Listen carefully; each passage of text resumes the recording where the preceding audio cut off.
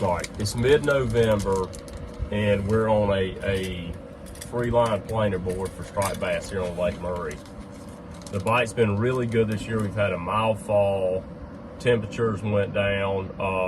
As the water temp drops, getting into that late August, early September, as that temperature drops, these fish come up and start feeding on the surface. Throughout most of that time of the year, I run no weight on my free lines and planer boards. Straight up, leader, a bead, everything's running on the surface.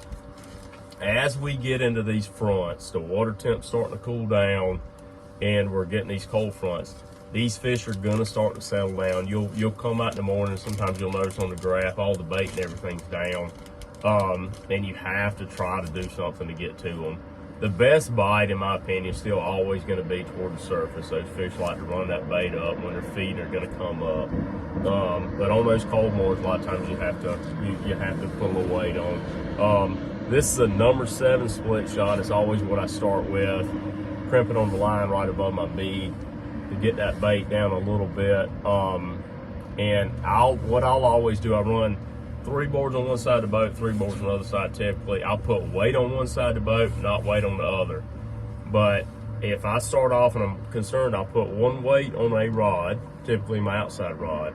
I'll put sometimes 2 of these on the next one.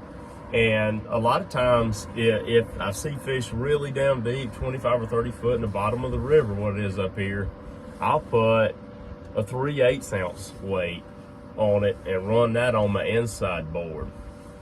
And what I can do with that is vary speed, 0.7, 0.8, 1 mile an hour, vary speed to control some of that. But I can get those baits down a little bit to see if I can get some bites. A lot of times those bites, when I do get them deeper, they're smaller fish. You have to throw them back a lot of times. We do catch some good fish down deep from time to time, but like I say, in my opinion, most time that better bite's going to be toward the surface when those fish get active.